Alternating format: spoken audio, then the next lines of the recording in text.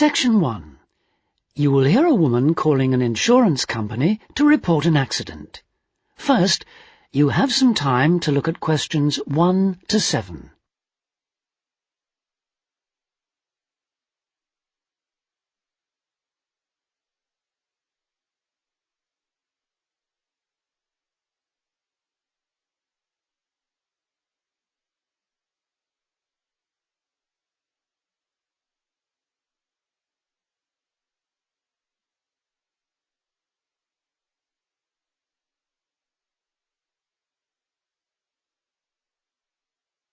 You will see that there is an example which has been done for you. On this occasion only, the conversation relating to this will be played first. Rawlings Insurance. Good morning, can I help you? Oh, hello. I'm ringing to report an accident. A car accident? Yes. Just hold the line a moment, please. I'm putting you through to our motor insurance department. The insurance company representative is putting the client through to the motor insurance department, so motor insurance has been written in the space. Now we shall begin. You should answer the questions as you listen, because you will not hear the recording a second time. Listen carefully and answer questions 1 to 7. Rawlings Insurance. Good morning, can I help you? Oh, hello. I'm ringing to report an accident. A car accident? Yes. Just hold the line a moment, please. I'm putting you through to our motor insurance department. Hello? Hello? I understand you want to report an accident. Yes. My car's been damaged. Someone came out in front of me. Could I just check a few personal details before we go any further? Oh, yes, sorry. Your name, first of all. It's Elizabeth Rickard. Is that R-I-K-A-R-D? It's spelt with a C, not a K. Oh, okay. And your date of birth, please. It's the 8th of October, 1975. And lastly, I just need to check your address. Oh, actually, I moved house last month, so the street name's different. It's 60 Forest Road. I think you've got 22 Ash Avenue on your records. I have, so I'll just make a note of that. That's fine. And is that in the same town still, Callington? That's right. Right. Now, do you have your insurance policy in front of you? Yes, I do. Can you give me the policy number, please? It's at the top. Oh, yes. 50924? It's in a box. It should start with letters. Oh, CZ8809? That's the one. And now I want to ask you about the accident itself. Is that okay? Yes, that's fine. First of all, did it happen today? No, it happened yesterday evening, but by the time I got home it was late, so I didn't call. That's not a problem. So, let's see. Today's the 13th of September, so it happened on the 12th. Is that right? It is. Do you know approximately what time the accident occurred? Oh dear, I wasn't wearing a watch and I was a bit shocked, but I'd say it was between 8:15 and 8:45. That's okay. I'll just record that it happened at about 8:30. It doesn't matter exactly.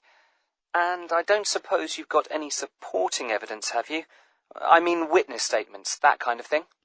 I don't have witness statements, I'm afraid, but I've got a police report. They came and measured up and checked the marks on the road, but unfortunately nobody else was around at the time of the accident. Any hospital report? No. So I take it you don't have any medical problems then? Any injuries? Only minor ones. It was mainly the car that got damaged, luckily. Absolutely. But we do recommend that you have a check-up anyway, within 24 hours if possible. Yes, okay. I'll make an appointment today. Fine. And now, can you tell me what happened exactly? I'm going to make a few notes.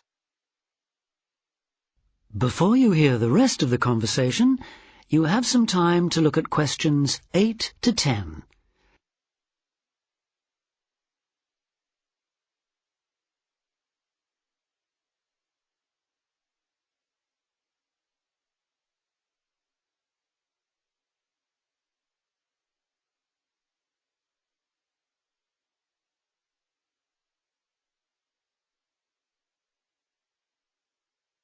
Now listen and answer questions 8 to 10.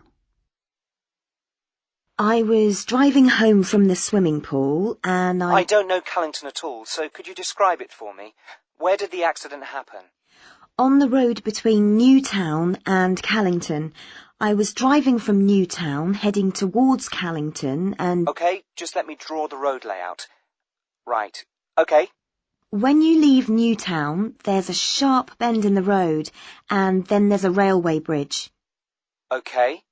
And then about half a kilometre further on, there's a crossroads with traffic lights. And I was just in between the two when it happened. I wasn't going very fast. In fact, I definitely... So you'd already gone over the bridge? Yes, and I'd passed the park, that's on the right-hand side, and I was just approaching the petrol station. Where's that then? It's a bit further along, on the opposite side. So on your near side then? Yes. As I was approaching it, I saw a blue van coming towards me. The driver had stopped in the middle of the road. Was he indicating? Yes, he was waiting to turn into the petrol station, but then at the last minute he decided to turn right in front of me. He must have thought he had enough time, but I had to swerve to avoid him, and I came off the road and landed in a ditch on the opposite side. I don't suppose he stopped, did he? Oh, yes, he came over to see if I was okay, but he tried to say it was my fault, and there wasn't anyone else around. That is the end of section 1. You now have half a minute to check your answers.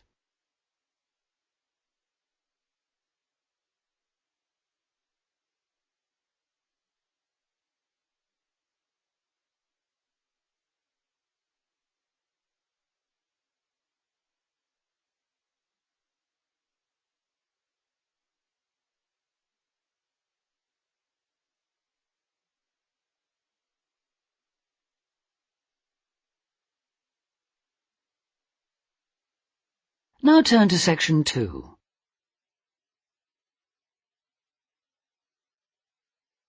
Section 2. You will hear a woman talking on the radio about a project to conserve dormice in one area of the UK. First, you have some time to look at questions 11 to 14.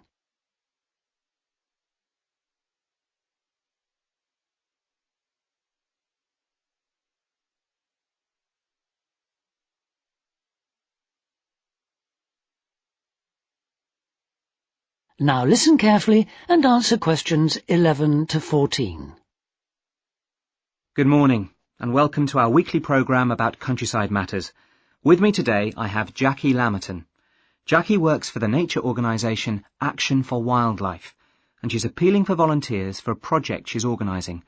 So if you think you might be willing to help, please listen carefully. Jackie. Thank you. Yes, as you've just heard, I represent a charity called Action for Wildlife, which works to protect plants and animals. And I'm here today to talk about a project to save a type of mouse known as a dormouse. We can still find the dormouse in this area, but in the last few decades, the number of dormice has seriously declined, not just in this country but across the world. There are several reasons for this: loss of habitat, climate change, competition for food. And this area of the UK is now regarded as one of the last strongholds. So naturally, we want to help the creature to survive here as much as we can. The aim of the first stage of our project is simply to identify specific locations where dormice are still to be found and estimate the number we have here. So I'll just tell you a little bit about the creature in case you don't already know. The dormouse is a very attractive, very small mammal. It only weighs about the same as a couple of pound coins. It's bright golden in colour, and it has a thick furry tail and big black eyes. Now, you've probably all seen a picture of a dormouse, but you're very unlikely to have seen a real one because they're strictly nocturnal. Also, they hibernate from October to April, so it's not around at all for about half the year. So where is the dormouse to be found? Well, dormice need to be near a variety of trees and plants, so they can be sure of a continuous supply of food throughout the spring and summer. They feed on flowers, pollen, fruit, insects, ripe nuts, things that are available in turn as the summer progresses. Here in the UK, the dormouse is most likely to live in places like hedgerows or woods, or at the edges of farmland. So how do we find out exactly where dormice are? Well, as they're hard to spot, as I said, we have to use indirect methods. Instead of trying to see dormice themselves, we look for evidence of dormouse activity. Dormice eat hazelnuts, so we'll be looking for the shells that dormice have opened to get at the nut inside. A lot of wildlife species eat hazelnuts. It's not just dormice. But it's usually possible to tell which particular animal has opened a nut by looking at the marks on the shells. So now, for those of you who would like to help us carry out this survey, let me tell you exactly what to do. You'll need to get an identification sheet like this from us. Then you should spend time looking for hazelnut shells in the bottom of hedgerows or on the ground in woodlands. Before you hear the rest of the talk, you have some time to look at questions 15 to 20.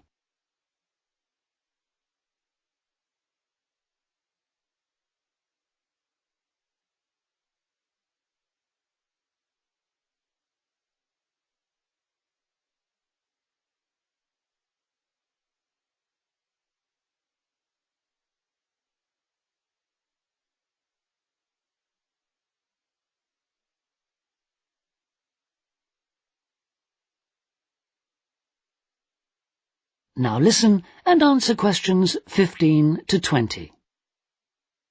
If you find one, use the identification sheet to try and establish what kind of creature has opened it.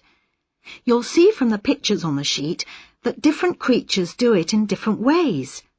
For example, you'll see that insects make a small hole in the shell, less than 2 millimeters across. Then there's another type of mouse called a wood mouse. Wood mice make a hole in the shell too, but they leave parallel tooth marks on the inner rim of the shell, as well as rough scratches on the surface. Thirdly, there are little mammals called voles. These creatures don't leave any marks on the surface, but they leave tooth marks on the inner rim of the hole. And these marks are neat and parallel, so they're fairly easy to identify. Then there are squirrels and birds. They both open the nuts, leaving half shells that have got jagged edges. And finally, we have our dormice. They make a hole in the shell that has a smooth inner edge, and the tooth marks it leaves are on the surface at an angle to the hole. And these are the ones we're looking for, of course.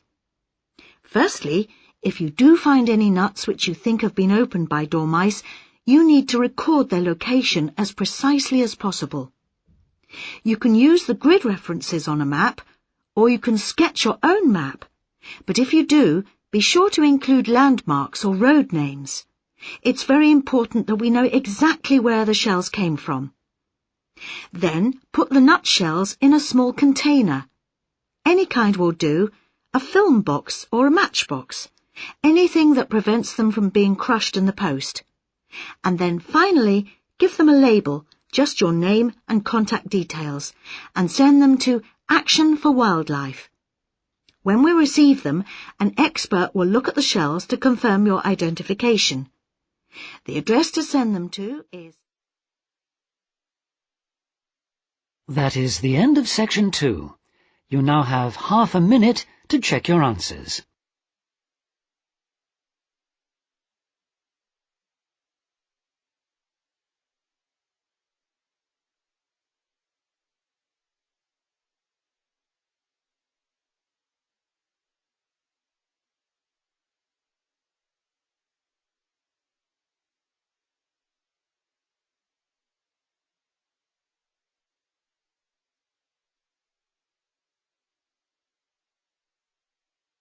Now turn to section 3.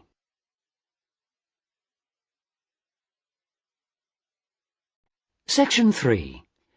You will hear two business studies students, Jack and Sarah, talking to their tutor about a presentation they are preparing. First, you have some time to look at questions 21 to 26.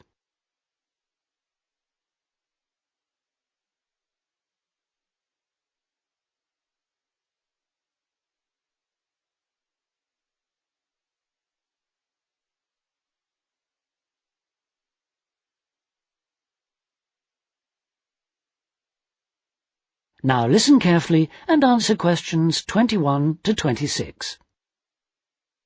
Hello, you two. Have a seat. Okay.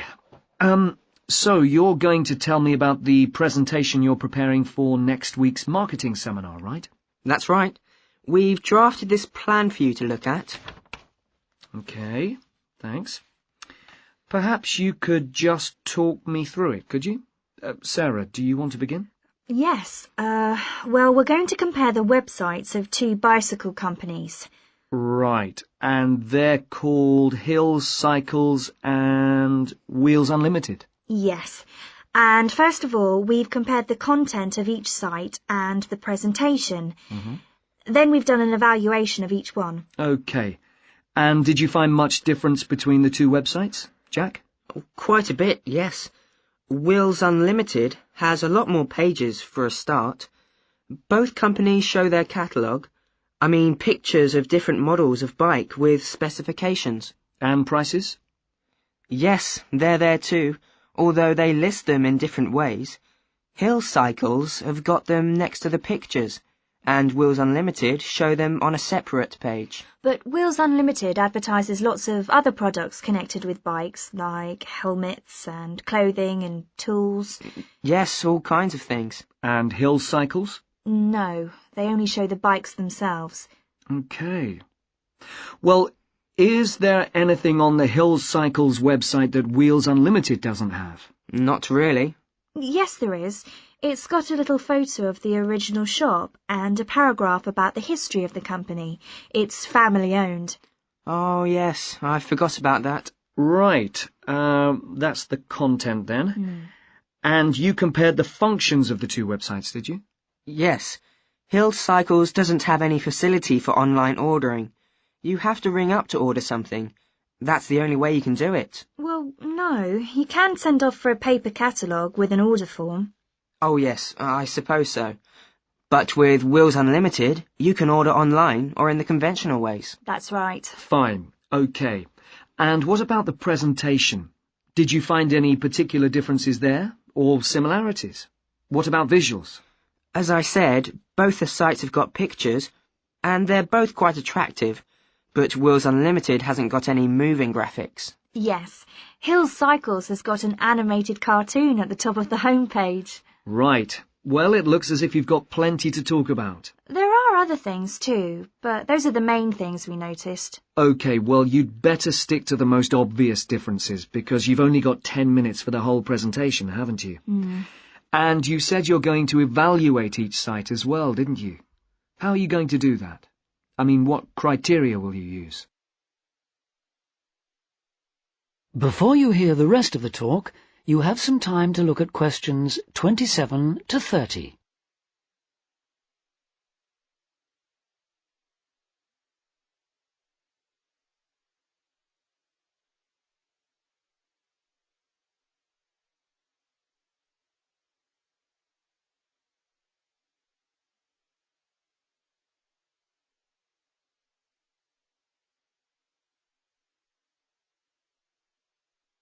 Now listen and answer questions 27 to 30.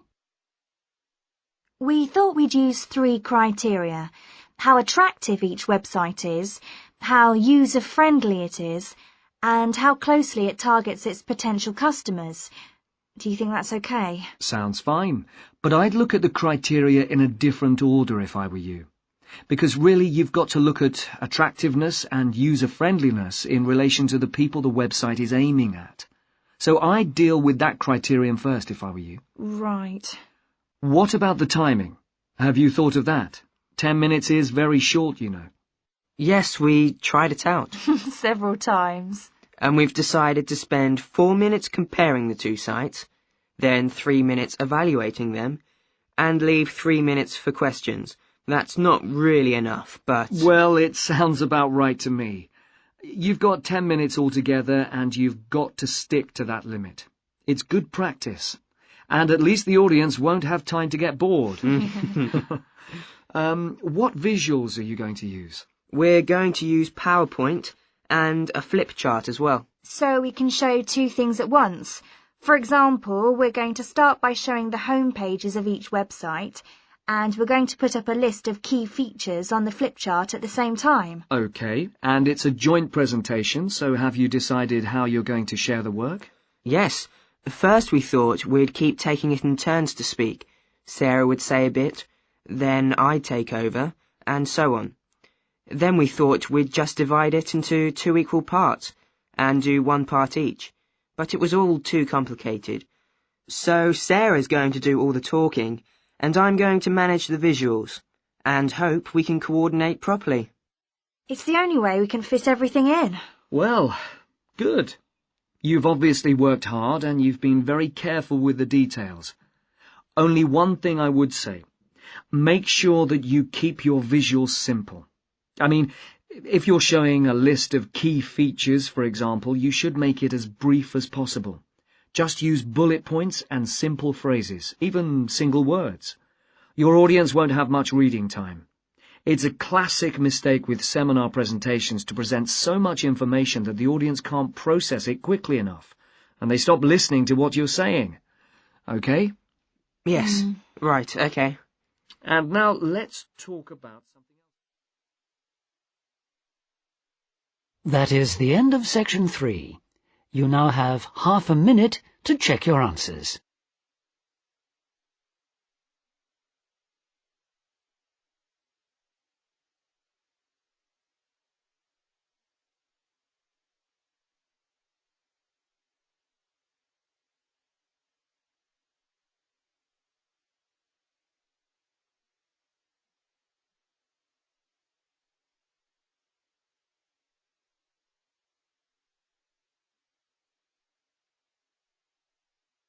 Now turn to section 4.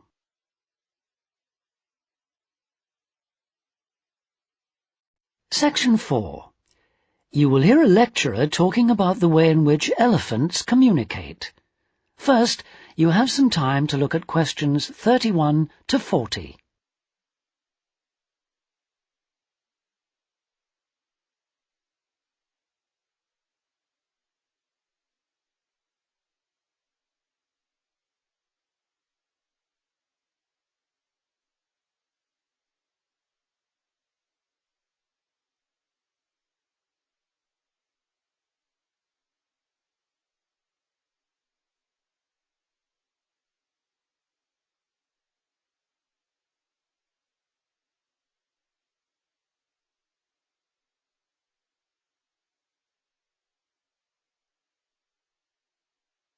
Now listen carefully and answer questions 31 to 40.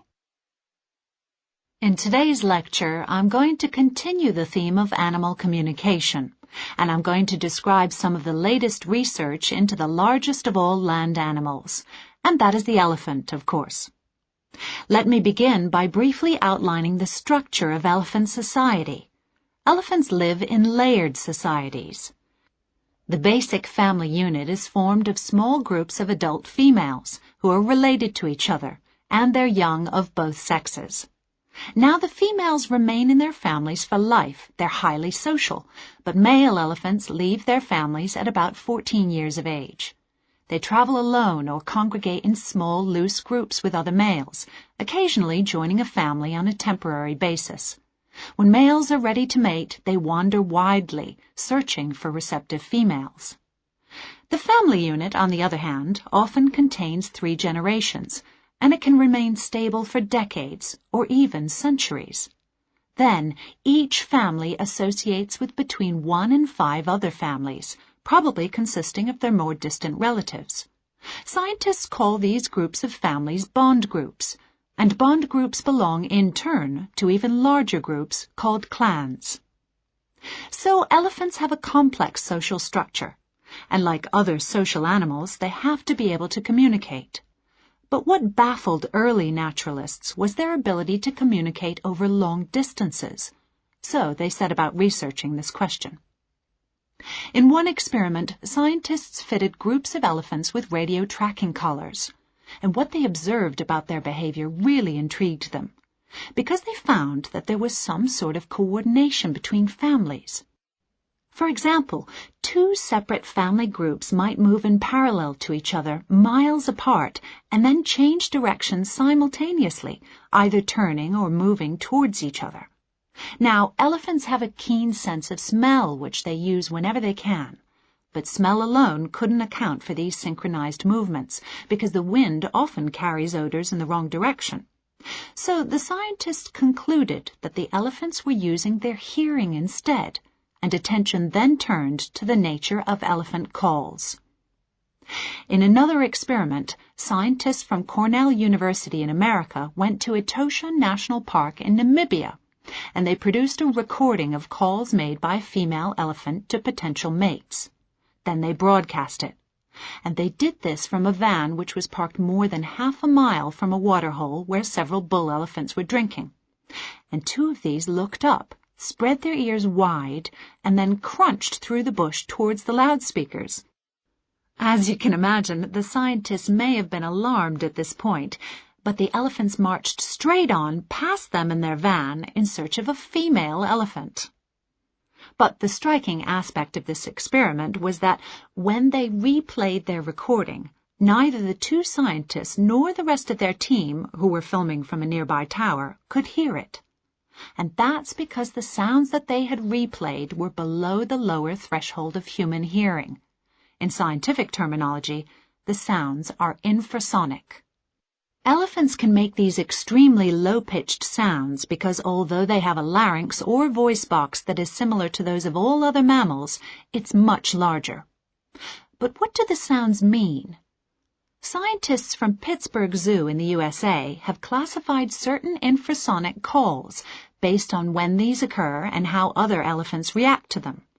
They found, for example, that when individual family members reunite after separation, they greet each other very enthusiastically, and the excitement increases with the length of time that they've been separated. They trumpet and scream and touch each other. They also use a greeting rumble. This starts at a low 18 hertz. Hertz is a measurement of sound pitch. Crests at 25 hertz, which is a level just high enough to be audible to humans, and then falls back to 18 hertz again. In another example, an elephant attempting to locate its family uses the contact call. This call has a relatively quiet, low tone with a strong overtone which is clearly audible to humans. Immediately after contact calling, the elephant will lift and spread its ears and rotate its head as if listening for the response. The contact answer is louder and more abrupt than the greeting call, and it trails off at the end. Contact calls and answers can last for hours until the elephant successfully rejoins her family. A third type of call seems to represent a summons to move on. At the end of a meal, one member of a family moves to the edge of the group, typically lifts one leg and flaps her ears. At the same time, she emits a "let's go" rumble, which arouses the family and they start to move on. Finally, mating activity is associated with yet another group of calls. So our understanding of elephant communication has increased considerably in recent years. However, even with the use of radio tracking collars, it's technically difficult to document the functions of long-range communication. So although scientists are aware that elephants may know the whereabouts and possibly the activities of other elephants that are several miles away, there may be a lot of subtle long-range interactions which are still not evident. That is the end of section 4. You now have half a minute to check your answers.